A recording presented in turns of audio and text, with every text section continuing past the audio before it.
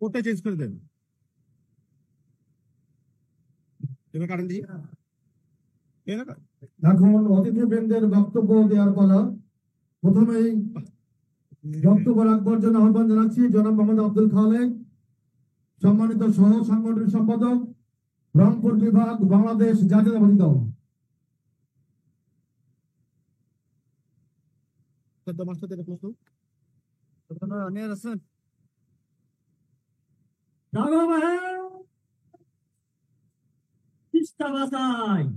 সম্মানিত আজকের এই উদ্বোধনী অনুষ্ঠানের সম্মানিত সভাপতি, তিস্তা রক্ষা আন্দোলনের আহ্বায়ক, আমাদের মাটি মানুষের নেতা অধ্যক্ষ আসাদ আলমের দুলু, আমাদের মঞ্চ উপস্থিত আমাদের এই বঙ্গের কৃতি সন্তান, বিএনপির সুযোগ্য মহাসচিব, সাবেক মন্ত্রী মির্জা ফখরুল ইসলাম আলমগীর সহ মঞ্চ পুজো অতিথিবৃন্দ, সমবেত ভাইরা, তিস্তা পারের ভাই, আসসালামু আলাইকুম।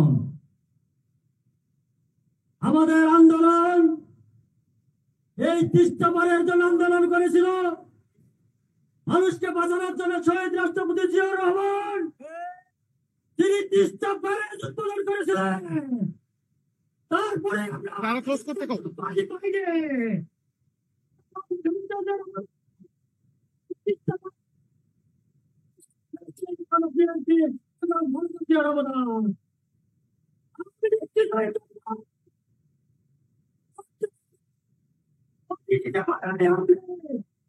আমাদের অধিকার,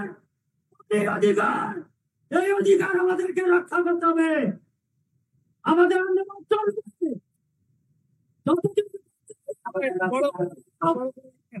ততদিন পর্যন্ত আমরা প্রস্তুত আছি, প্রস্তুত থাকবো ইনশাআল্লাহ। এই অধিকার উদ্দিষ্ট হলে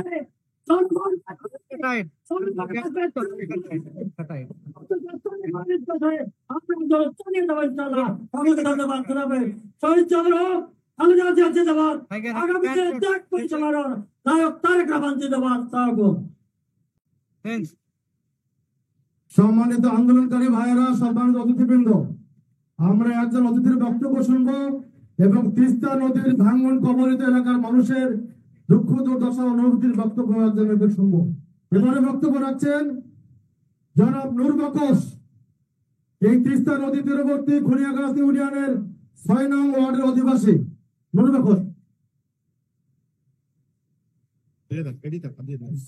বিসমিল্লাহির রহমানির রহিম।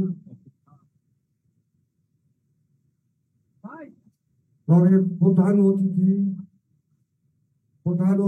মহোদয়, আসাদুল হাবিব মহোদয়, নতুন ভাবে গড়ে তোলার একটা সুযোগ পেয়েছি।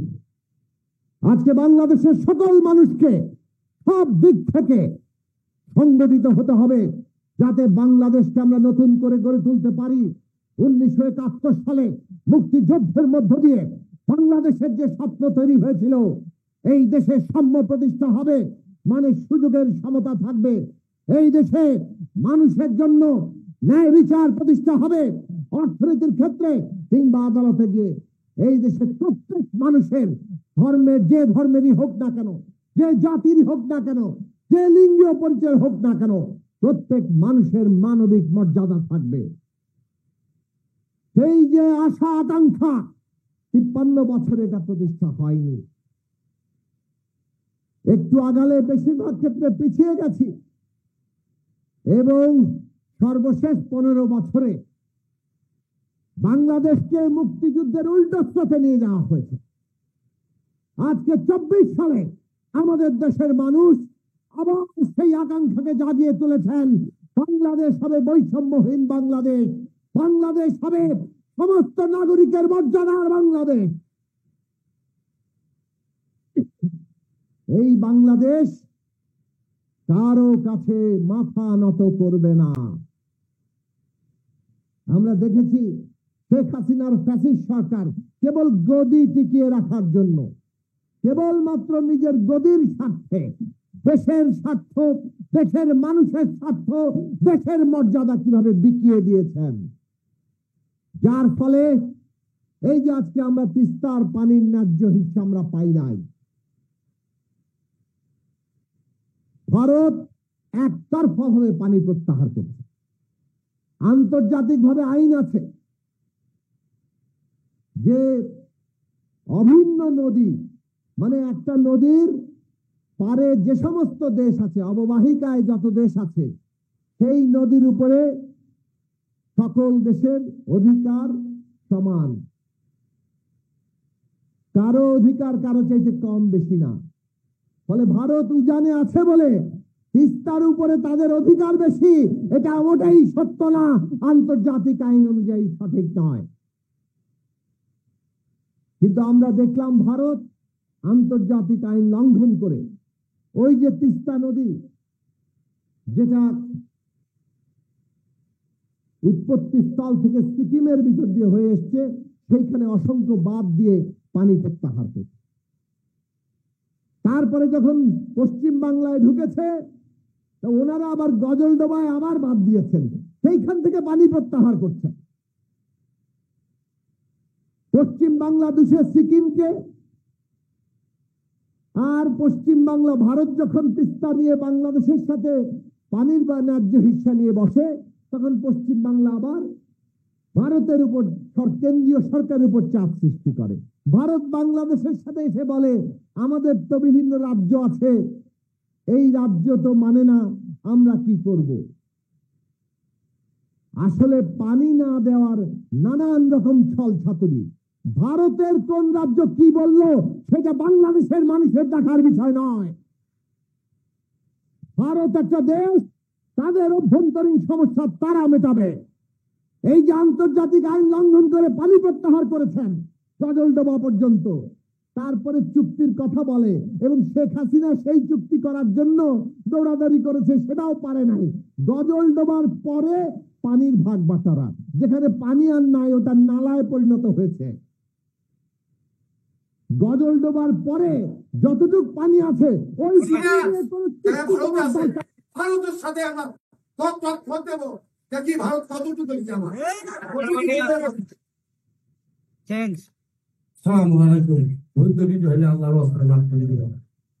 মুরগখণ্ডের জন্য একটা জোরে তালি হবে সবাই মিলে। এ পর্যায়ে একবার পানিতে শুকিয়ে মারে, আরেকবার পানিতে ডুবিয়ে মারে। এই হচ্ছে ভারতের দিকে শেখ হাসিনার নতজানু সরকার। তারা ভারতের প্রতি নতজানু থেকে নিজের গদি রক্ষা করতে চেয়েছে।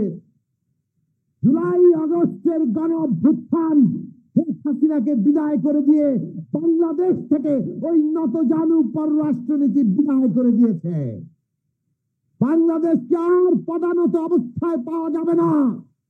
ভারতের শাসকদের আমরা পরিষ্কার করে বলি, যদি সুসম্পর্ক চান, সম্পর্ক করতে হবে, এবং সেই মর্যাদার ভিত্তিতে সম্পর্কের গুরুত্বপূর্ণ জায়গা হচ্ছে নদীর পানির ন্যায্য হিস্সা বন্টন করতে হবে।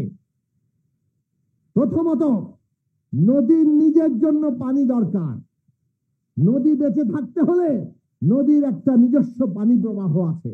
এই নদীর উপরে খালি মানুষের অধিকার নয়, সাপ, ব্যাঙ, পশু পাখি, মাছ, সকলের অধিকার আছে, সকল প্রাণের অধিকার আছে। মৌলানা ভাসানী 1976 সালে যখন ওই ভারত গঙ্গায় বাদ দিয়েছিল, ফরাক্কায় বাদ দিয়েছিল, সেই ফরাক্কা বাঁধের বিরুদ্ধে পানির ন্যায্য হিস্সার দাবিতে লং মার্চ করেছিলেন।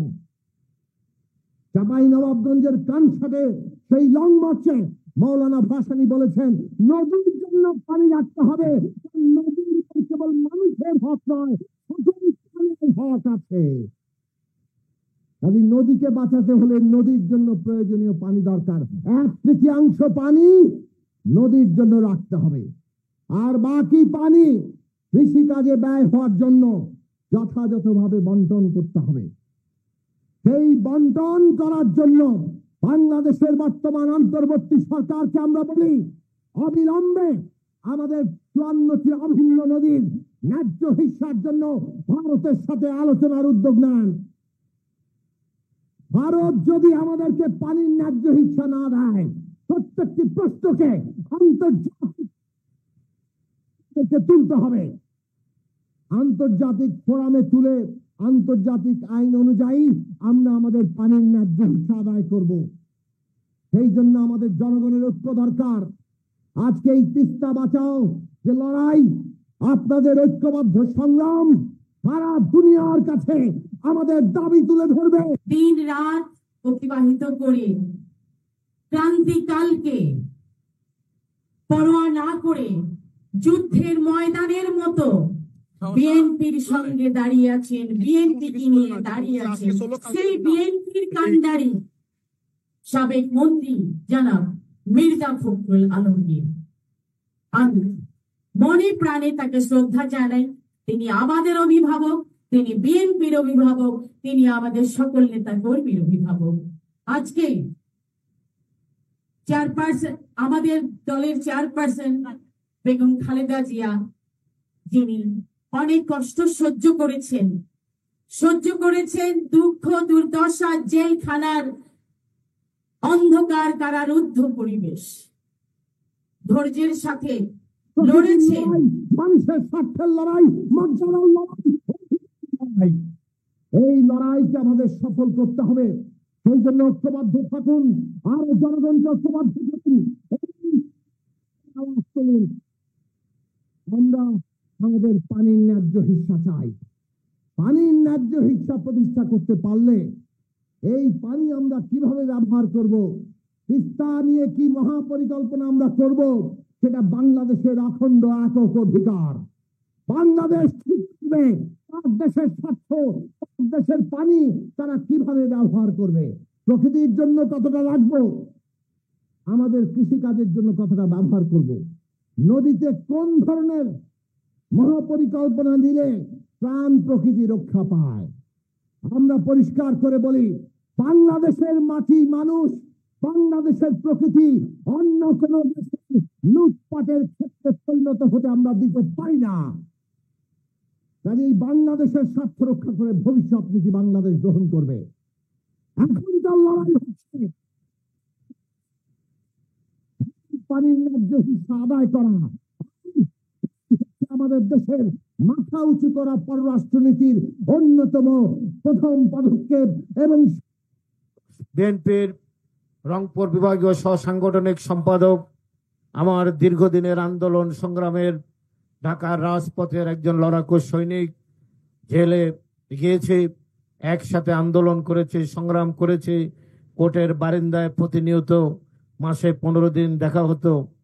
5ই আগস্টের পর এখন আর ওইভাবে দেখা হয় না।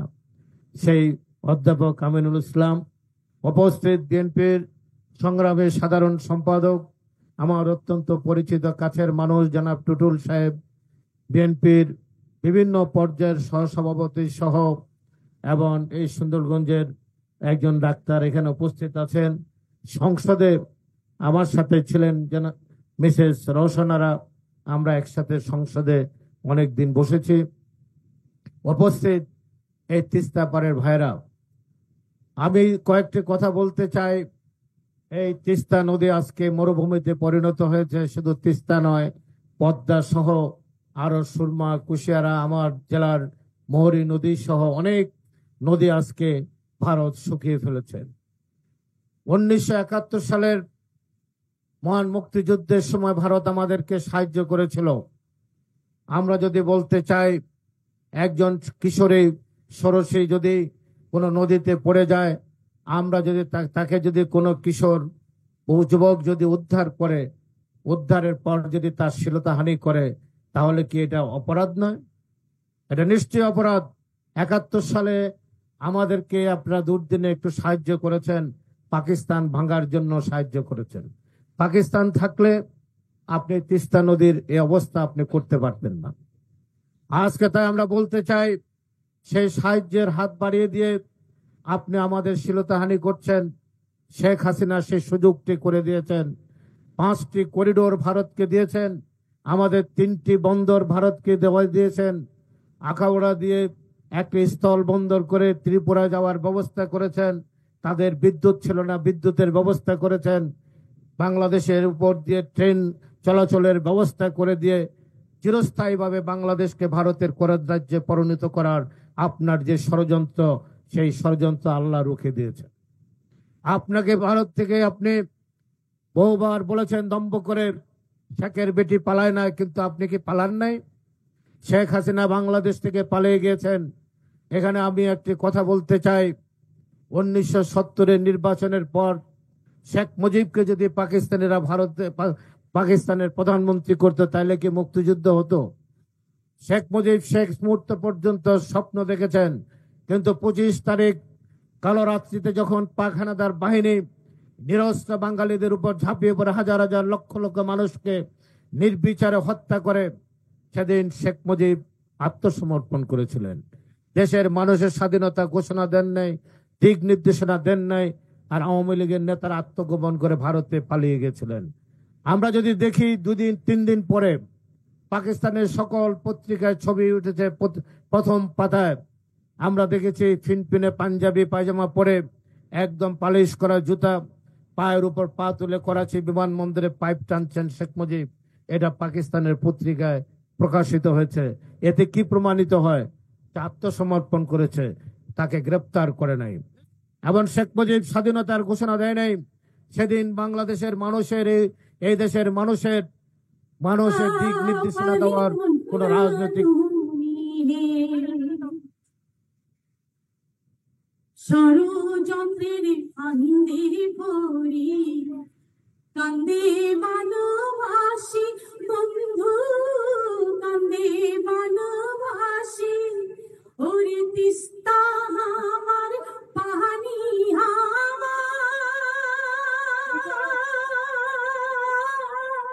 তবু পাই না পানির সারে, তিস্তা পানির কন্যা তুমি হে। আর কত কাল কাহানি অনিয়ার কোটা বেলুনা মুখবে না ছয়না মনত জাহালা হাই রে, এটা দরকার নাই। পাগল নাচতেছে দেখো, পাগল দেখতে হবে না। এটা অনিয়ার কোটা, এই বেলুনা মুখবে না, এই যে নাম এটাই।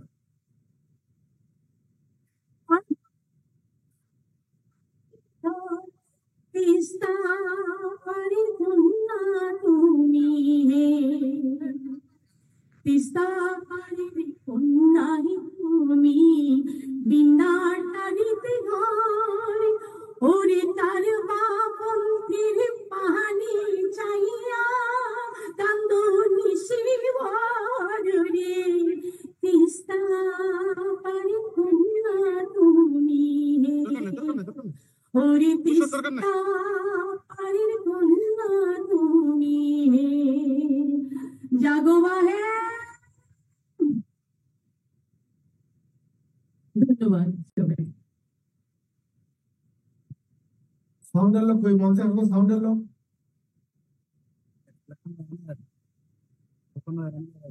সাউন্ডের লোক কই? এ যাও না ভাই, যাও না, ডাকছি যাও না, হাঁটো হাঁটো না, বুঝলাম না।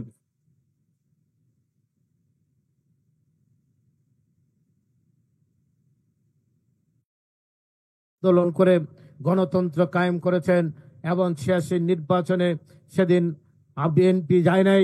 অনেকে মনে করেছিলেন যে সে বেগম খালেদা জিয়া যেহেতু নির্বাচনে যায় নাই, বিএনপি আর থাকবে না, যেহেতু অন্যান্য দল জামাত ইসলাম, আওয়ামী লীগ, সব রাজনৈতিক দল সেদিন হোসেন মোহাম্মদ এরশাদের অধীনে নির্বাচনে গিয়ে হোসেন মোহাম্মদ এরশাদকে বৈধতা দিয়েছিল। কিন্তু ইতিহাসের অমোঘ বাণী, বেগম খালেদা জিয়া সত্য আপোষহীন ছিলেন।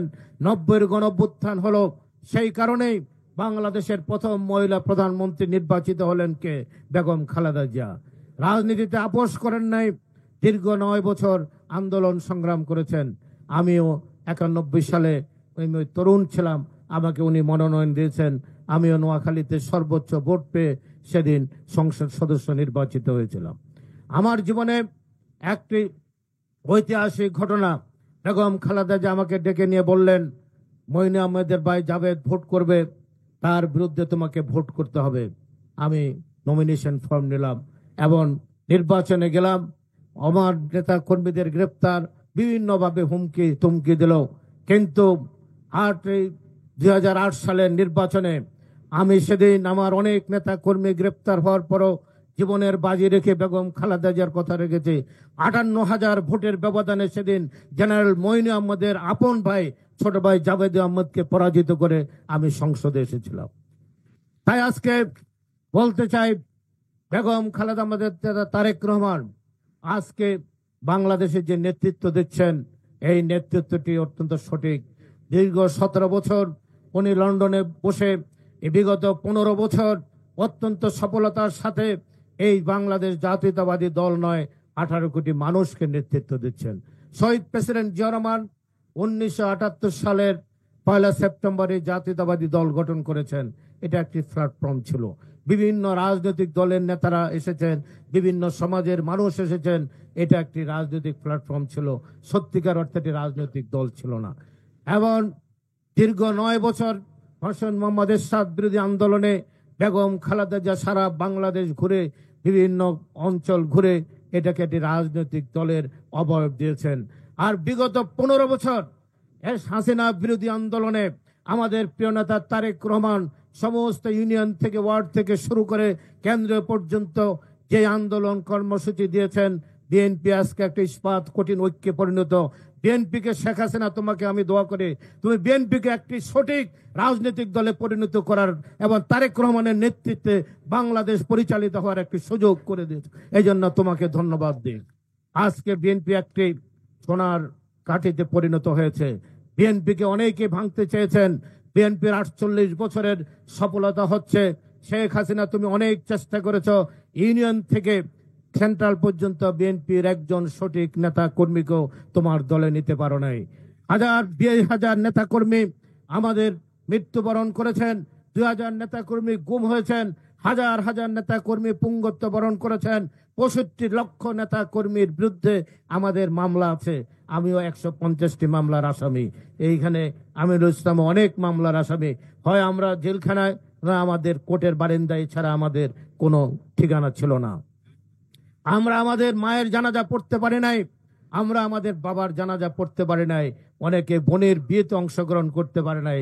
17 বছর আমরা সঠিকভাবে বাড়িতে থাকতে পারি নাই। এটাই ছিল আমাদের অমোঘ নিয়তি। তাই আজকে আমি তিস্তার আগে আমি আমাদের আত্মশুদ্ধির কথা বলতে চাই। 2-4 জন নেতা কর্মী হঠাৎ করে 5 আগস্টের পরে কিছুটা যেন ওনাদের মধ্যে চাঞ্চল্য সৃষ্টি হয়েছে। এই চাঞ্চল্য সৃষ্টি হওয়ার কারণে এদের কয়েকজনের জন্য আমার নেতা শহীদ প্রেসিডেন্ট জিয়া রহমান একজন শতাব্দীর শ্রেষ্ঠ রাষ্ট্রনায়ক, একজন খাঁটি দেশপ্রেমিক, একজন সৎ মানুষ, তার গায়ে যেন কোনো কাদা না লাগে। বেগম খালেদা জিয়ার গায়ে যেন কাদা না লাগে।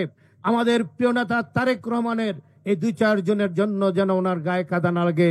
অন্য রাজনৈতিক দলগুলো কিছু কিছু আমাদের ব্যাপারে কথা বলতে চান, এই সুযোগটি যেন আমরা করে না দিই। আর যারা করবেন তাদের বিএনপি করার কোনো অধিকার নাই, তারা বিএনপি থেকে বহিষ্কৃত হবেন। ইতিমধ্যে 2200 নেতা কর্মী বহিষ্কার হয়েছেন। দরকার হলে 1 লক্ষ নেতা কর্মী বহিষ্কার হবে, কারণ আমাদের 65 লক্ষ নেতা কর্মী যে আমার আসামি আছেন। আজকে বাংলাদেশের সর্ববৃহৎ রাজনৈতিক দল হচ্ছে বিএনপি। তাই আমরা বলতে চাই, কেউ এই কাজটি করার চেষ্টা করবেন না।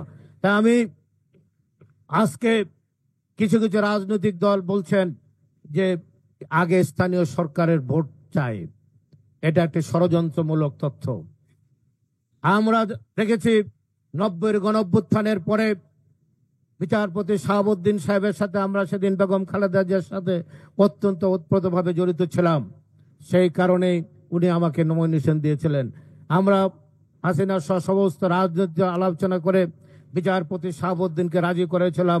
উনি রাজি হয়েছিলেন একটি শর্তে, উনি বললেন নির্বাচনের পরে আমি আবার আমার প্রধান বিচারপতির আসনে ফিরে যেতে চাই। সেই কারণে সেদিন সংসদে আইন পাশ হয়েছিল, উনি আবার প্রধান বিচারপতি হয়েছিলেন।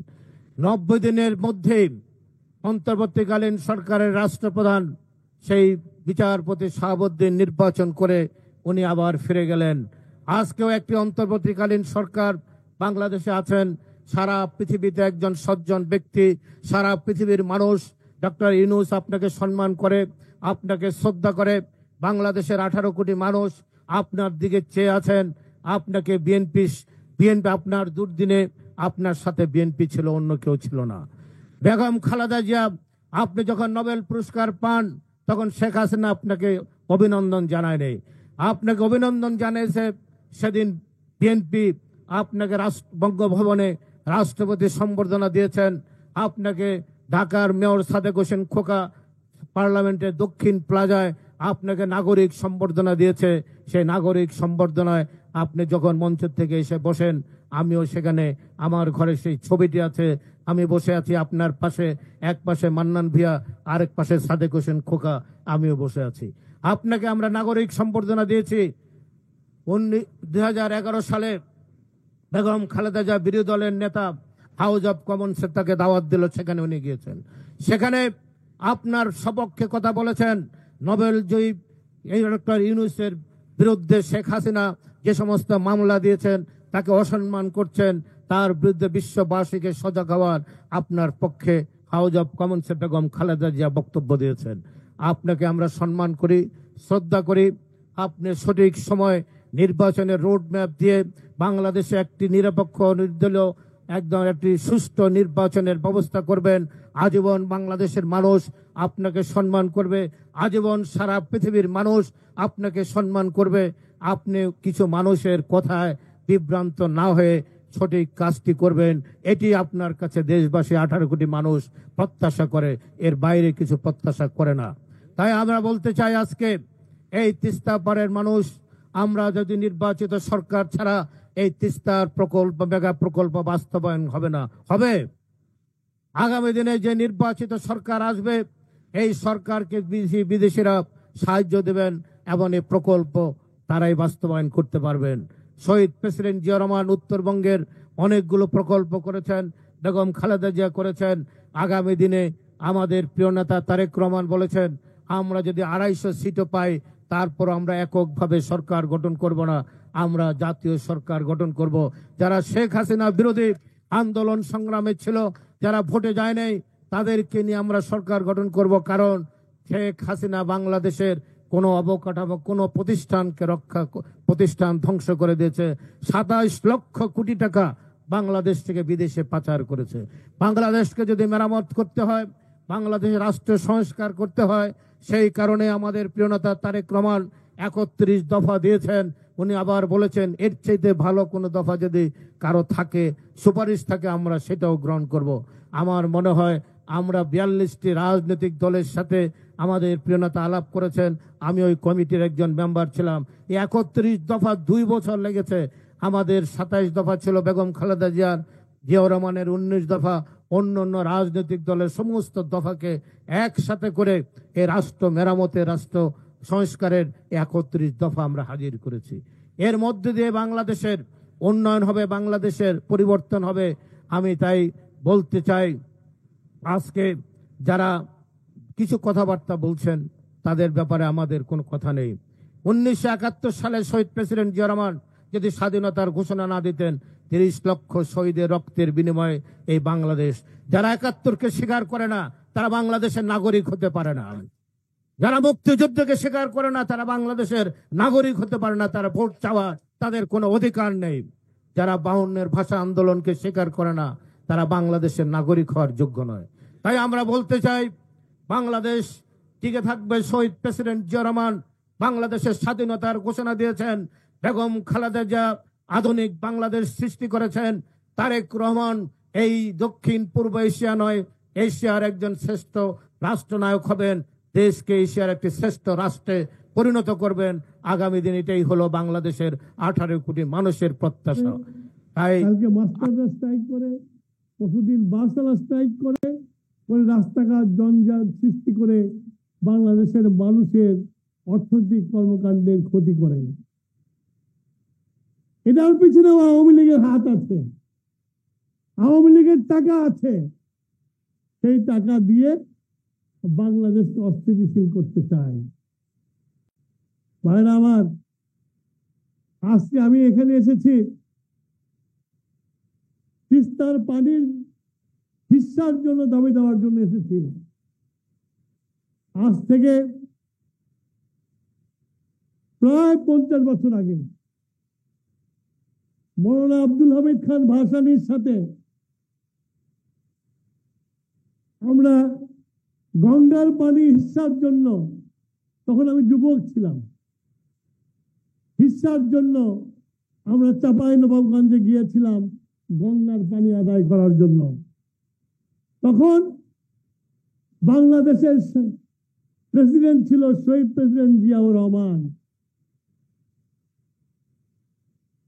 মৌলানা ভাসানী যখন এই লং মার্চ করেন, তখন শহীদ প্রেসিডেন্ট জিয়াউর রহমান জাতিসংঘের সাধারণ পরিষদে গঙ্গার হিস্সা নিয়ে বিচার দাবি করে, যার ফলশ্রুতিতে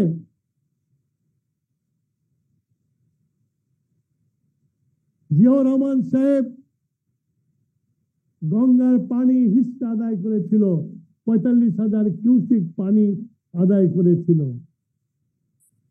একদিকে রাস্তায় ছিল মৌলানা ভাসানী, আর একদিকে সরকারে ছিল শহীদ প্রেসিডেন্ট জিয়াউর রহমান। ভারতকে বাধ্য করেছিল 45,000 কিউসেক পানি দেওয়ার জন্য। আজ তেমনি আমি বলতে চাই, আমরা বিএনপি এবং অন্যান্য দলেরা আমাদের সাথে যুগপৎ করা আন্দোলনের লোকেরা সবাই আমরা আজকে একসাথে এই তিস্তার পারে পানি হিস্সার জন্য হাজির হয়েছি। আজকে আমাদের প্রধান উপদেষ্টা হচ্ছেন প্রফেসর ইউনূস সাহেব, যিনি বিশ্ববরেণ্য, যাকে বিশ্বের প্রত্যেকটা মানুষ শ্রদ্ধা করে, যার বক্তৃতা শোনার জন্য বিশ্বের বড় বড় দেশের রাজধানীতে লাইন লাগে পয়সা দিয়ে বক্তৃতা শুনে। আমরা আজকে জনগণকে সাথে নিয়ে এখানে পানির হিস্সার জন্য দাঁড়িয়েছি। প্রেসিডেন্ট জিয়া যেমন, মৌলানা ভাসানী জনগণকে সাথে নিয়ে পানির হিস্সা চেয়েছিল, প্রেসিডেন্ট জিয়া ইউএনএ যে সেই পানির হিস্সা দাবি করে ভারতের কাছ থেকে পানির হিস্সা নিয়ে এসেছিল। আমি প্রফেসর ইউনূসের কাছে আবেদন রাখবো, আপনি শহীদ প্রেসিডেন্ট জিয়ার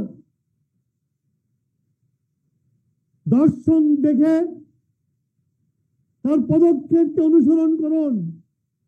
আপনিও তিস্তার পানির জন্য জাতিসংঘ সহ সারা বিশ্বে একটা আন্দোলন সৃষ্টি করেন, যাতে এই তিস্তার পারের মানুষ তাদের জীবন যাপন করতে পারে। কিছুক্ষণ আগে আমার শরীর খারাপ, বক্তৃতা টানতে পারছি না। কিছুক্ষণ আগে আমার ছোট ভাই শামু বলে গেল যে আমরা পানিতে নামবো দেখার জন্য পানি কতখানি আছে। পানিতে নামতে হবে না, অলরেডি পানিতে নেমে আছে, হাঁটু পানির চেয়ে কম পানিতে হাঁটাহাঁটি করছে। তো পানির নাম হলো জীবন, আর সেই জীবন যদি আমাকে শুকিয়ে দেয়, তাহলে তো আমরা সেই আবু সাইদের মতো জীবন দেওয়ার জন্যই যে রাস্তায় নামবো, তাই নয় কি? তাই আমি আপনাদের মাধ্যমে প্রফেসর ইউনূসের কাছে অনুরোধ করব, আপনি জিয়াউর রহমানের মতো জাতিসংঘের সাধারণ পরিষদে যান, তিস্তার সহ যতগুলো অভিন্ন নদী ভারত থেকে আমাদের উপর দিয়ে গেছে, যে বঙ্গোপসাগরে মিশেছে, প্রত্যেকটি নদীর হিস্সা দিতে হবে।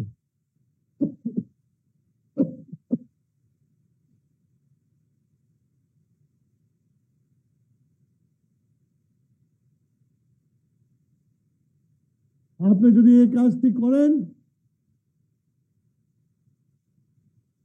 প্রেসিডেন্ট জিয়াউর রহমান যেমন মৌলানা ভাসানীর উদ্যোগে মূল্য দিয়েছিলেন, আজকে আমরা তিস্তার পাড়ের মানুষকে নিয়ে যে আন্দোলন সৃষ্টি করেছি, আপনিও সেই আন্দোলনের প্রতি শ্রদ্ধা রেখে বিশ্ব দরবারে যে আমাদের পানি আদায় করে এনে দেন।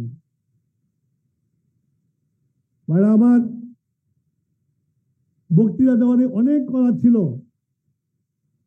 আমার কপাল ভালো, আমার সাথে আমার ছোট ভাই জুনিয়র সাকি এসেছিল, সে তার বক্তব্যে সব বলেছে, আমার কাজটা অনেক সহজ করে দিয়েছে। আমি আমার বক্তব্য দীর্ঘায়িত করব না, আপনাদের কিছু কাছে শুধু একটা কথা বলে রাখি, আমরা বিজয় লাভ করেছি, হাসিনাকে তাড়িয়েছি, কিন্তু এই বিজয় যেন নষ্ট না হয়ে যায়। আজকে অনেকেই নেমেছে অনেক কিছু নিয়ে, এসব করে হাসিনা যেটা প্রচার করত সেটা প্রচার যেন প্রমাণিত না হয়, সেদিকে আপনারা খেয়াল রাখবেন, যাতে আমরা বাংলাদেশকে একটি গণতান্ত্রিক বাংলাদেশে রূপান্তরিত করে একটি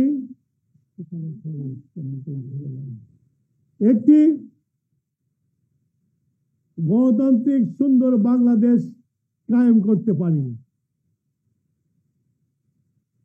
আমরা চাই এই বাংলাদেশের মানুষ 16 বছর কথা বলতে পারে নাই, এই বাংলাদেশের মানুষ 16 বছর ভোট দিতে পারে নাই, একবারে ইউনিয়ন পরিষদ থেকে শুরু করে জাতীয় সংসদ পর্যন্ত। আজকে সেই অধিকারের সূর্য উদয় হয়েছে এবং এই অধিকারের সূর্য যেন আরো আলোকিত হয়ে মানুষ সেই অধিকার পালন করতে পারে, ভোট দিতে পারে। ভোট থাকলে সমস্যার সমাধান হয়, বন্দি অবস্থায় থাকলে সমস্যার সমাধান হয় না। তাই আপনাদের কাছে অনুরোধ থাকলো যে যত দ্রুততম সময়ের মধ্যে আমি অধ্যাপক ইউনূসের কাছে আবেদন রাখবো, একটি সুন্দর নির্বাচন দেন যেটা আপনি দিতে পারবেন। সেই নির্বাচনের মাধ্যমে বাংলাদেশের জনগণের মনের কথা বাংলাদেশের পৃথিবীর সবাই যেন বুঝতে পারে। এবং এই হাসিনা যার 2 হাতে রক্ত, সেই রক্ত নিয়ে বাংলাদেশের মানুষের কাছে যেন চিরতলে আর কোনোদিন না আসতে পারে।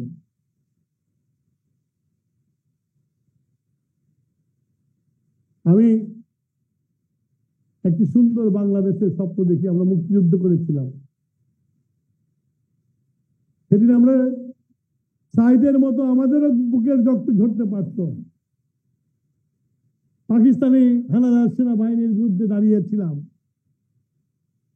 কিন্তু বেঁচে গেছি, শহীদ হতে পারি নাই। আজকে এখনো দাঁড়িয়ে আছি একটি সুন্দর বাংলাদেশ দেখার জন্য। যে আদর্শ নিয়ে, যে উদ্দেশ্য নিয়ে যুদ্ধে গিয়েছিলাম, আজও সেটা পালন হয়নি। আমরা মনে করি আজকের দিনের তরুণরা যারা রাজপথকে রক্তে রঞ্জিত করে হাসিনাকে উৎখাত করতে পেরেছে, তারাই আবার পারবে বাংলাদেশে একটা সুন্দর গণতান্ত্রিক বাংলাদেশ বানাতে। এই আশা নিয়েই আমরা এখনো বেঁচে আছি। আশা করি এদেশের জনগণ হাতে হাত মিলিয়ে এই আশাকে পূরণ করবে, একটি সুন্দর গণতান্ত্রিক বাংলাদেশ সৃষ্টি করবে। এই প্রত্যাশা নিয়ে আপনাদের কাছ থেকে বিদায় নিচ্ছি। আল্লাহ হাফেজ। বাংলাদেশ জিন্দাবাদ।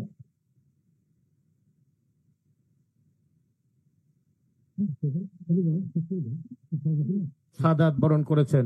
এখানে আজকে বাংলাদেশের অর্থনীতি দুইটি খাতের উপর দাঁড়িয়ে আছে, এটা না বললেই নয়। একটি হলো গার্মেন্টস সেক্টর, আরেকটি হলো আমাদের যারা শ্রমবাজার, আমাদের রিমিটেন্স আসে প্রায় 15-2 লক্ষ কোটি টাকা রিমিটেন্স আসে। শহীদ প্রেসিডেন্ট জিয়া রহমান ওআইসি সম্মেলনে গিয়েছিলেন, উনি সেখানে বক্তব্য রাখলেন, আমি একটি দরিদ্র দেশের রাষ্ট্র থেকে এসেছি, আমি আপনাদের কাছে কোনো সাহায্য অনুদান চাই না, আপনাদের কাছে পেট্রো ডলার আছে, আপনাদের দেশের উন্নয়নের প্রয়োজন, আমার দেশে দক্ষ শ্রমিক আছে, জনশক্তি আছে, আপনাদের শ্রমবাজার আমার জন্য খুলে দেন। সেদিন প্রথম এই বাংলাদেশ থেকে শ্রমবাজার এবং প্রথম শহীদ প্রেসিডেন্ট জিয়া রহমান এই দিনাজপুরের কৃতি সন্তান এসে বাড়ি এটিকে ম্যান পাওয়ার মিনিস্টার করেন এবং ওনার পিএস ছিলেন আজকের আমাদের মহাসচিব মির্জা ফখরুল ইসলাম আলমগীর। এই শ্রমবাজার খোলা হয়। আজকে যে প্রায় 1.5 কোটি মানুষ মধ্যপ্রাচ্যে চাকরি করেন, ব্যবসা বাণিজ্য করেন, 15 লক্ষ কোটি টাকা যে রেমিটেন্স আসে দেশে, এটা হলো সৃষ্টি মালিক হচ্ছেন শহীদ প্রেসিডেন্ট জিয়া রহমান, অন্য কেউ নয়। আর উনি একটি সেক্টর, $1 গার্মেন্টস এই দেশ থেকে এক্সপোর্ট হতো না। 1980 সালে শহীদ প্রেসিডেন্ট জিয়া রহমান 550 গার্মেন্টস ইন্ডাস্ট্রির অনুমোদন দেন, ঋণ দেন। শেখ মুজিবের অর্থনীতি ছিল সমাজতান্ত্রিক অর্থনীতি, বেসরকারি খাতে কোনো শিল্প কলকারখানা ব্যাংক করার কোনো অনুমোদন ছিল না। শহীদ প্রেসিডেন্ট জিয়া রহমান বাংলাদেশে মুক্ত বাজার এবং পুঁজিবাজার অর্থনীতি চালু করেন। এই 550 গার্মেন্টস ইন্ডাস্ট্রির অনুমোদন দেন, ঋণ দেন। আজকে সেদিন বাংলাদেশের কোনো ব্যবসায়ী জানতো না কাকে বলে ব্যাক টু ব্যাক এলসি, কাকে বলে বন্ডেড ওয়ার হাউস, কাকে বলে বিশেষ অর্থনৈতিক জোন। এটি সৃষ্টি করেছেন শহীদ প্রেসিডেন্ট জিয়া রহমান। সেই অর্থনীতির উপর, এই দুটি সেক্টরের উপরে আজকে বাংলাদেশ টিকে আছে। তাই আমরা বলতে চাই, শহীদ প্রেসিডেন্ট জিয়া রহমান আমাদের জাতিসত্তার পরিচয় দিলেন। আমরা বাঙালি না, আমরা বাংলাদেশি। এই পরিচয়টি দিয়ে আমাদের বিশ্বের মানচিত্রে আমাদেরকে উনি আমাদের জাতিসত্তার সংকট মোচন করেছেন। আমি কথা সংক্ষেপ করে, শহীদ প্রেসিডেন্ট জিয়া রহমান চট্টগ্রামে বিপদগামী সেনাদের দ্বারা উনি শহীদ হয়েছিলেন। ওনার মৃত্যুর সংবাদ শোনার পর সমগ্র বাংলাদেশ সেদিন 10 কোটি মানুষ, আবাল বৃদ্ধ বনিতা, হিন্দু বৌদ্ধ খ্রিস্টান মুসলমান সবাই ওনার জন্য রুহের মাগফিরাত কামনা করে সৃষ্টিকর্তার কাছে দোয়া করেছেন। মুসলিম বিশ্বে 7 দিন ব্যাপী শোক পালিত হয়েছে, বাংলাদেশে 40 দিন ব্যাপী শোক পালিত হয়েছে। ওনার লাশ যখন চট্টগ্রাম থেকে ঢাকা আসে, সমগ্র ঢাকা শহর একটি জানাজা শহরে পরিণত হয়েছিল। 1450 বছর আগে ইসলাম ধর্ম প্রবর্তিত হওয়ার পর আজ পর্যন্ত কোন মুসলমান রাষ্ট্রনায়কের ভাগ্যে এত কোটি কোটি মানুষের জানাজা জোটে নাই। এই জানাজার মধ্য দিয়ে প্রমাণিত হয়েছেন শহীদ প্রেসিডেন্ট জিয়া রহমান একজন খাঁটি মুমিন মুসলমান ছিলেন, একজন খাঁটি আল্লাহর ওলি ছিলেন, শতাব্দীর শ্রেষ্ঠ রাষ্ট্রনায়ক ছিলেন, একজন সৎ মানুষ ছিলেন। তাই আমরা বলতে চাই, উনি আমাদের দলটি প্রতিষ্ঠা করেছেন। এই দলটি নিয়ে কেউ দলকে কদর্য করবেন, দলের কি বলে এটাকে ভাবমূর্তি বিনষ্ট করবেন, এটা হতে দেওয়া যাবে না। তাই আমরা অত্যন্ত ভাগ্যবান যে এমন এক ব্যক্তি এই দলটি প্রতিষ্ঠা করেছেন, উনি যিনি মহান স্বাধীনতার ঘোষক এবং শ্রেষ্ঠ বীর মুক্তিযোদ্ধা একজন ব্যক্তি, বীর উত্তম এই দলটি প্রতিষ্ঠা করেছেন। পরিশেষে আমি আবার আমাদের প্রিয় নেত্রী বেগম খালেদা জিয়ার জন্য আপনাদের কাছে দোয়া চাই, আল্লাহ যেন ওনাকে সুস্থভাবে বাংলাদেশে আসার সৌভাগ্য দেয়। আর অতি শীঘ্রই আমাদের প্রিয় নেতা তারেক রহমান আমাদের মাঝে ফিরে এসে বাংলাদেশের আন্দোলন সংগ্রাম নয়, রাষ্ট্র পরিচালনার দায়িত্বভার গ্রহণ করবেন। এটাই হলো আমাদের একমাত্র প্রত্যাশা। পরিশেষে আবারও বলতে চাই, কিছু কিছু রাজনৈতিক দল যারা আমাদের বিরুদ্ধে কিছু বলতে চান, তাদের আপনাদের সুখকর নয়। আমরা দেখেছি তত্ত্বাবধায়ক সরকারের আন্দোলনের সময় শেখ হাসিনা মাঝখানে বসে আছেন, 175 দিন হরতাল পালন করেছেন আপনারা। আপনাদের এক পাশে নিজামী সাহেব বসে আছেন, আরেক পাশে মুজাহিদ সাহেব বসে আছেন, শেখ হাসিনা মাঝখানে বসে আছেন। বিএনপির বিরুদ্ধে আন্দোলন সংগ্রাম সেদিন আপনারা করেছেন। সেই আন্দোলনের বেগম খালেদা জিয়া ইচ্ছা করলে কয়েক হাজার মানুষকে হত্যা করে ক্ষমতায় টিকে থাকতে পারত। একটি মানুষকেও সেদিন বেগম খালেদা জিয়া হত্যা করে নাই। আমরা সারা রাত সংসদে বসে এই তত্ত্বাবধায়ক সরকারের বিল পাশ করে উনি রাষ্ট্রপতির কাছে ক্ষমতা হস্তান্তর করে চলে এসেছেন, আবার বিরোধী দলের আসনে 116 সিট নিয়ে বসেছেন। কিন্তু দেশের প্রতি মায়া মমতা, দেশের গণতান্ত্রিক বিধি ব্যবস্থার প্রতি বেগম খালেদা জিয়ার যে উদারতা, এই উদারতাকে অনেকেই সেদিন দুর্বলতা ভেবেছেন। তাই আমরা বলতে চাই, আজকেও বিএনপি, আমিও বলেছি সেদিন, আবারও বলতে চাই, কেউ যদি আমাদেরকে হুঙ্কার দেন, কিছু শেখাতে চান, আমাদের 65 লক্ষ নেতা কর্মীর বিরুদ্ধে মামলা। তারেক রহমান যদি বলে এই 65 লক্ষ নেতা কর্মী ঢাকা শহরে আসেন, তো ঢাকা শহরে কোনো জায়গা থাকবে? অতএব বিএনপি আজকে বাংলাদেশের একটি বটবৃক্ষ, এখানে বাতাস আসতে লাগে, কিছু লাগবে আমাদেরকে। অতএব এই বটবৃক্ষ কি হাওয়াতে বাতাসে কি ভেঙে যায়? অতএব বিএনপি টিকে থাকবে, বিএনপি আগামী দিনে রাষ্ট্রীয় ক্ষমতা যাবে। এদেশের মানুষ উন্মুখ হয়ে আছেন। আপনারা ভোট দেবেন না ধানের শীষকে? নিশ্চয়ই এদেশের মানুষ ধানের শীষকে ভোট দেওয়ার জন্য উন্মুখ হয়ে আছেন।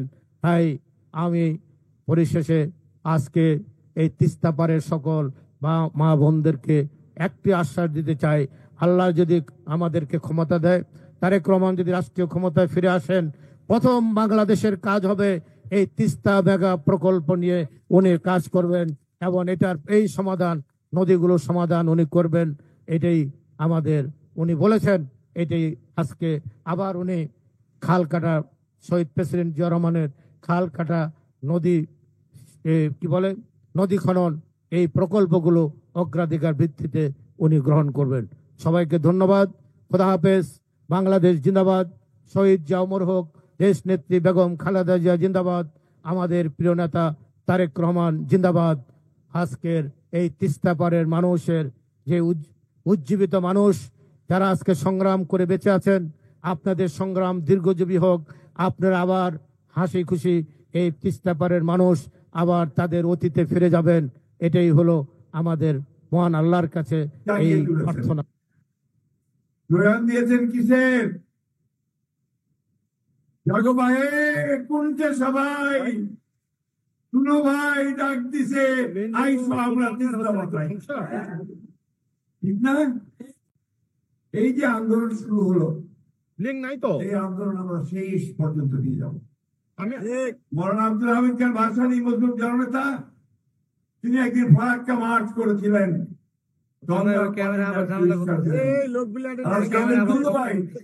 সেই একইভাবে দাঁড়িয়ে গোটা তিস্তার 11টা দিচ্ছেন না, হাজার হাজার মানুষকে জড়ো করে তিনি আজকে এই ডাক দিয়েছেন, জাগো ভাই তিস্তা বাঁচাও। হ্যাঁ ভাই, বন্ধুগণ, এটা শুধু স্লোগান নয়, এটা আপনাদের এই তিস্তার পারের মানুষের বাঁচার যে তাগিদ, বাঁচার জন্য যে আহাজারি, তারই আওয়াজ আজকে বেরিয়ে আসছে। কিছুক্ষণ আগে আমার বক্কর ভাই, আমার আরেক ভাই এখানে যে বক্তব্য দিলেন, যে কথা শোনালেন, হ্যাঁ ভাই, একটু কি করুন অবস্থা তাদের। আজকে একদিকে ঠিক আছে, যখন আপনি শর্টকাট তারা সব বাঁধ ছেড়ে দেয়, গেট খুলে দেয়, এতক্ষণ তো সব ঠিক ছিল তো, পানির করে আমাদের ঘর বাড়ি গ্রাম ধানের ক্ষেত সব ভেসে যায়, তাই না? আমি নিজে বসে আছি ভাই, নিজে বসে। আবার যখন বন্ধ করে দেয়, সব বক্তব্য দিতে তখন নাই, সেজন্য এলাকা খরায় শুকিয়ে খটখট হয়ে যায়। এটা কোনো কথা? তিস্তা পারের মানুষের দুঃখ পাওয়া যায় না। আমাদের না বেবি নাজনীন কিছুক্ষণ একটা গান গেয়েছে, যে আমাদের সেই তিস্তা পারের যে মেয়ের গলায় যে কান্না, যে কান্না আজকে সমগ্র বাংলাদেশে। বন্ধুগণ, আজ থেকে 15 দিন আগে তিস্তা পানির ন্যায্য ইচ্ছার জন্য আমরা কথা বলছি। পাকিস্তান আমাদের বাংলাদেশ হওয়ার পরে আমরা বলেছি, আওয়ামী লীগের সরকার আসলো, প্রথম দিকে সবাই ভাবলো যে ভারতের বন্ধু আওয়ামী লীগ, সুতরাং তিস্তার পানি বোধহয় এবার পাই যাবে, ঠিক না? নবডঙ্ক 15 বছরে বাংলাদেশ থেকে বেঁচে দিছে তিস্তার এক লোটা পানি আনতে পারে। তিস্তা নয় ভাই, 54টা নদী আছে যেগুলো ভারত থেকে আমাদের দেশে আসছে। হ্যাঁ সম্পদ ভাই, সবগুলো নদীর উজানে তারা বাঁধ দিয়ে দিয়েছে। আমার কথা হচ্ছে বাঁধ দিয়ে তুলে নিয়ে যায়, পানি তুলে নিয়ে যায়, বিদ্যুৎ উৎপাদন করে, আর আমাদের দেশের মানুষ আমার কথা ফলাতে পারে না, ফসল ফলাতে পারে না, তারা তাদের জীবন জীবিকা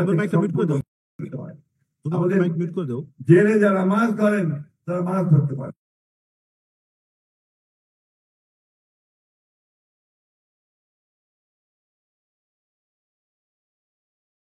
আমাদের অন্তরের সকলের ডাক, তাই না? ঠিক আছে, ঠিক আছে। আমরা লড়াই করেছি আমাদের সামনে তো কোনো মাইক নেই ভাই। ফ্যাসিবাদী হাওয়া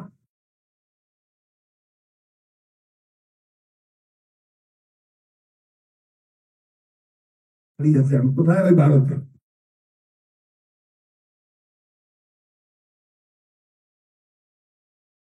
আবার আমাদের যে শত্রু তাকে বিভিন্ন রকম হুকুম জারি করে আওয়ামী লীগারদেরকে, ঠিক না? আওয়ামী লীগ আছে নাকি আরো? পালাইছেন আমার সাথে সাথে, সব পালাইছে। তো বন্ধুগণ, আজকের এই সংগ্রাম আমাদের বাঁচা মরার সংগ্রাম, এই এলাকার মানুষের। এই সংগ্রামকে আমরা কখনো বন্ধ হতে দেব না। আজকে আমরা এই সরকারকে পরিষ্কার করে বলতে চাই, অন্তর্বর্তীকালীন সরকার, কথায় তো বলেন যে আপনার নিরপেক্ষ, নিরপেক্ষ কিন্তু এই জায়গায় থাকলে চলবে না। এই জায়গায় আপনাকে মুখ খুলতে হবে, ভারতকে বলতে হবে যে আমার পানি ন্যায্য হিস্সা আমি চাই। আর আপনি যেহেতু অন্তর্বর্তীকালীন সরকার, তো খুব তাড়াতাড়ি নির্বাচনটা দিয়ে জনগণের সরকারের হাতে ক্ষমতা দেন। ভারতকে পরিষ্কার করে বলতে চাই, আগে বলছি এখনো বলছি, বাংলাদেশের মানুষের সঙ্গে যে বন্ধুত্ব করতে চান তাহলে আগে তিস্তার পানি দেন, সীমান্তে গুলি করে হত্যা বন্ধ করেন, আর আমাদের সঙ্গে বড় দাদা মতন যে আচরণ সেটা বন্ধ করেন। আমরা আমাদের পায়ের উপরে দাঁড়াতে চাই, আমরা আমাদের হিস্সা বুঝে নিতে চাই। আমরা অবশ্যই ভারতকে একটা বন্ধু ভাবে দেখতে চাই, কিন্তু সেই বন্ধুত্ব হবে সম্মানের সঙ্গে, আমার যে পাওনা সেই পাওনা বুঝে দেওয়ার সঙ্গে। তাই বন্ধুগণ, বক্তব্য দীর্ঘ করব না। আমি আমাদের আসাদুল আব্দুল সাহেবকে আমার অন্তঃস্থল থেকে ধন্যবাদ এবং কৃতজ্ঞতা জানাচ্ছি যে আজকে তিনি যে আন্দোলনের সূচনা করলেন, সেই আন্দোলন সারা বাংলাদেশকে শুধু নয় সারা বিশ্বকে নাড়িয়ে দিয়েছে। বন্ধুগণ, আজকে আপনাদের এখানে অনেক আন্তর্জাতিক নিউজ এজেন্সি থেকে খবর সংগ্রহ করার জন্য এসছে। কেন? যে আজকে দুরু আন্দোলন শুরু করেছে, যে আন্দোলন হচ্ছে বাংলাদেশের মানুষের বেঁচে থাকার আন্দোলন। আমরা অবশ্যই দুরুকে আমাদের সকলের পক্ষ থেকে একটা অভিবাদন, একটা স্যালুট জানাই। আমি বক্তব্য বাড়াবো না, শুধু একটা কথা বলেই শেষ করতে চাই, লড়াই না করলে কিছু পাওয়া যায় না। সেই লড়াই করেই আমরা তিস্তার পানি আনবো, আমাদের অধিকারগুলো আদায় করে নেব। আজকে সেইভাবে আসুন আমরা সবাই এক হই। আগামীকাল এখানে আমাদের দলের ভারপ্রাপ্ত চেয়ারম্যান তারেক রহমান সাহেব আপনাদের সামনে বক্তব্য রাখবেন। এটা আমাদের জন্য অনেক আনন্দের কথা। আজকে এই জনাব তারেক রহমান সাহেব আমাদেরকে নেতৃত্ব দিচ্ছেন। এই ফ্যাসিস্ট হাসিনা সরকারের বিরুদ্ধে তিনি আমাদেরকে নেতৃত্ব দিয়েছেন এবং সেই কারণে আমরা জয়যুক্ত হতে সক্ষম হয়েছি। আজকে তিনি গোটা বাংলাদেশের মানুষকে ঐক্যবদ্ধ করছেন যে একটা গণতান্ত্রিক ব্যবস্থার জন্য। আমরা সেই একই কথা সরাসরি বলতে চাই যে আমরা 1971 সালে যে স্বাধীনতার যুদ্ধ করেছিলাম, পাকিস্তানের সেনাবাহিনীর বিরুদ্ধে যুদ্ধ করেছিলাম, সেই যুদ্ধের মূল লক্ষ্যটাই ছিল একটা গণতান্ত্রিক ব্যবস্থা আমরা চাই। কয়েন ভাই কতবার ভোট দিবা পারেন নাই, পারিছিলেন ভোট দিবার? তো আমরা তো ওইটাই চাই। আমরা আমাদের ভোট দিয়ে আমাদের জনপ্রতিনিধি নির্বাচিত করতে চাই, যারা আমাদের কথা পার্লামেন্টে বলবে, সংসদে বলবে, সব জায়গায় বলবে, তাই না? সেই ভোটটা আমরা চাই। ওরা অনেক সময় বলে যে আমরা নাকি ভোট করতেছি।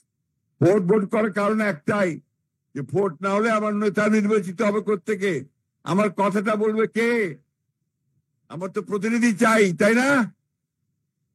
এই জন্যই আমরা নির্বাচনের কথা বলতেছি। আর নির্বাচন দিলে দেশটাতে যে অশান্তি সৃষ্টি হয়েছে সে অশান্তি হবে না, শান্তি আসবে, একটা স্থিতিশীলতা আসবে। তাই বক্তব্য বাড়াবো না বন্ধুগণ। আমি আজকে গতকাল ঠাকুরগাঁতে এসেছি, আজকে সকালে কিন্তু রওনা হয়েছি, এসে বসে আছি আর অভিভূত হয়েছি। তিস্তার পারে হাজার হাজার মানুষ আজকে নিজেরা পুটলিতে চাল বেঁধে চলে এসেছে, তাই না? সব একা একা চলে এসেছে।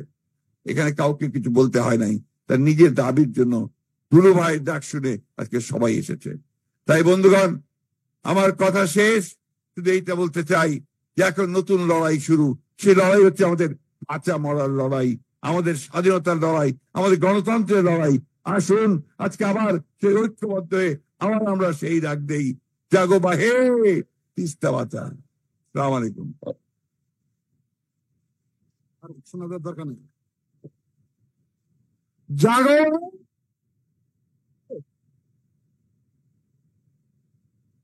আর একটু জোরে বলতে হবে, ভূমিকম্প উঠাইতে হবে আমাদের। জাগো,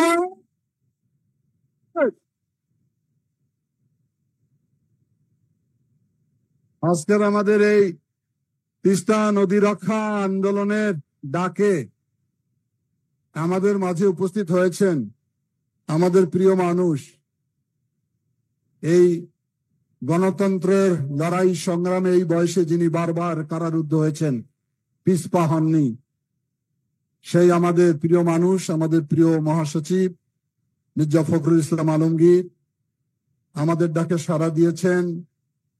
বাংলাদেশ জাতীয় পার্টির সভাপতি মোস্তফা জামাল হায়দার আমাদের মাঝে উপস্থিত হয়েছেন। বিপ্লবী ওয়ার্কার্স পার্টির সাধারণ সম্পাদক সাইফুল হক আমাদের মাঝে উপস্থিত হয়েছেন। বিএনপির ভাইস চেয়ারম্যান আমাদের প্রিয় মানুষ শামসুজ্জামান দুদু ভাই, চেয়ারপারসনের উপদেষ্টা কোকিল কণ্ঠী এতক্ষণ গান গেয়ে যিনি মোহিত করেছিলেন, সেই আমাদের প্রিয় বোন বেবি নাজনীন, আমাদের এই অঞ্চলের সহ সাংগঠনিক সম্পাদক আব্দুল খালেক, আমাদের ইতিমধ্যে আমাদের মঞ্চে জামাতে ইসলামের নেতৃবৃন্দ এসেছেন। ওনারা আগে আসলে হয়তো বক্তব্য দেওয়ার সুযোগ পেতেন, আগামীকাল দেওয়ার চেষ্টা করব আমরা।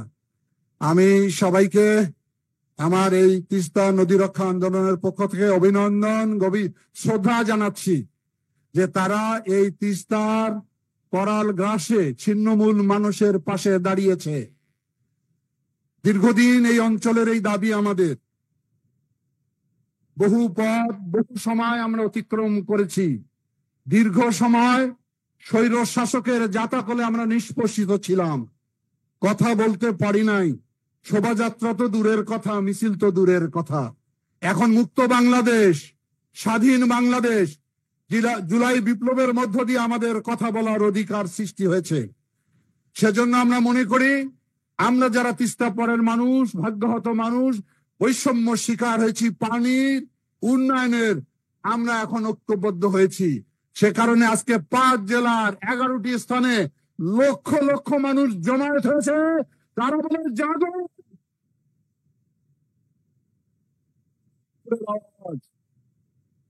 এই রংপুর ছিল রঙের রসে ভরপুর, তাকে আজকে বিরান ভূমিতে পরিণত করা হয়েছে। ছিন্নমূল মানুষ বাড়িঘর হারিয়ে দেশান্তরিত হয়েছে, কে কোথায় চলে গেছে আমরা কিছুই জানি না। আমরা চাই আমাদের দাবি, তিস্তার পানির ন্যায্য হিস্সা আমরা চাই। আর একটা দাবি রয়েছে আমাদের, একটি পরিকল্পনা করা হয়েছে তিস্তা নদীকে ঘিরে। সেই পরিকল্পনার মাধ্যমে তিস্তাকে শাসন করা, কেজিং করা, এখানে শিল্প কারখানা তৈরি করা, মানুষের কর্মসংস্থান সৃষ্টি করা, সেটাও আমরা দাবি করি। অনতি বিলম্বে সেই প্রকল্প বা কর্মসূচি যাতে চালু করা হয়। প্রিয় ভাই, আর আজকে বক্তব্য রাখবো না, কিছু কথা বলি এখন কর্মসূচি সম্পর্কে। আমাদের সেই লাগাতার এই কর্মসূচিতে যারা দিন রাত পরিশ্রম করেছেন, নিজের পয়সায় নিজের পায়ে হেঁটে নিজের খাবার সংগ্রহ করে যারা খড়ের মধ্যে পোয়ালের মধ্যে ঘুমাচ্ছেন, তাদের আন্দোলন কোনোদিন বৃথা যেতে পারে না। তাদেরকে আমি অভিনন্দন জানাই। আজকে আমরা সকাল থেকে দিন এবং রাত এখানেই অবস্থান করব। রাজি আছেন সবাই? আগামীকাল আবারও আমরা এখানে প্রথম সকাল 10টায় পদযাত্রায় জড়িত হব। 50,000 লোক এই পদযাত্রা নিয়ে আমরা কাউনিয়া থেকে ঘুরে আসবো। রাজি আছেন? দুপুরবেলা আমরা তিস্তার পানিতে নামবো। কেন? আমরা দেখিয়ে দিতে চাই আন্তর্জাতিক সকল সংস্থাকে যে তিস্তার পানি এখন হাঁটুর নিচে।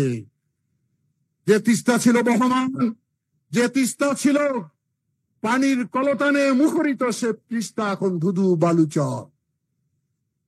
এইখানে আজকে সন্ধ্যার পর জারি গান, পালা গান, নাটকের আয়োজন করা হয়েছে তিস্তার জীবন কাহিনী নিয়ে। সেটা আপনারা সবাই থাকবেন, উপভোগ করবেন। আগামীকাল আমাদের জন্য সবচেয়ে বড় বার্তা হলো আমাদের প্রিয় ভারপ্রাপ্ত চেয়ারম্যান, আগামী দিনে যিনি রাষ্ট্রের দায়িত্ব গ্রহণ করবে জনগণের ম্যান্ডেটে, সেই প্রিয় মানুষ জনাব তারেক রহমান আপনাদের এই আন্দোলনের সঙ্গে সংহতি জানানোর জন্য স্কাইপিতে আপনাদের সঙ্গে যুক্ত হবেন। সুতরাং আমরা মনে করি সেই আগামীকালের সকল অনুষ্ঠানে সকল মানুষের উপস্থিতি দিয়ে আমরা আগামী দিনও জোরে আওয়াজ তুলতে চাই, জাগো।